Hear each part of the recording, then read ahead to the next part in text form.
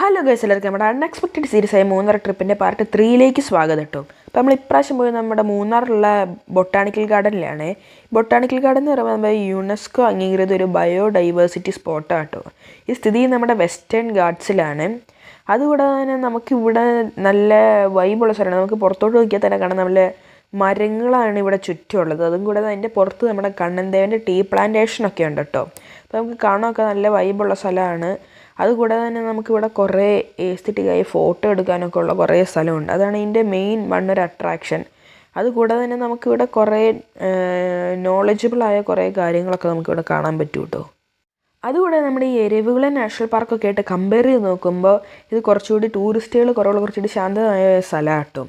അതുകൂടെ നമുക്കിവിടുന്ന് പുറത്തോട്ടൊന്നും പോകണ്ട. നമുക്കിതിൻ്റെ അകത്ത് തന്നെ ഇവർ പലതരം നമുക്ക് ഈ ഫോട്ടോ എടുക്കാനും വീഡിയോ എടുക്കാനൊക്കെ ഉള്ള ഈ സ്ഥലങ്ങൾ നമുക്ക് സെറ്റ് ചെയ്ത് തന്നിട്ടുണ്ട്. അപ്പോൾ നമുക്ക് നല്ല എസ്തെറ്റിക് ആയിട്ടുള്ള ഫോട്ടോകളൊക്കെ എടുക്കാം.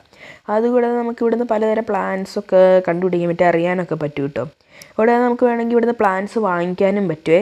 നമുക്ക് ഈ പോണ വഴിക്ക് ഇവിടെ പ്ലാന്റ്സ് വിൽക്കാനൊക്കെ വെച്ചിട്ടുണ്ട്.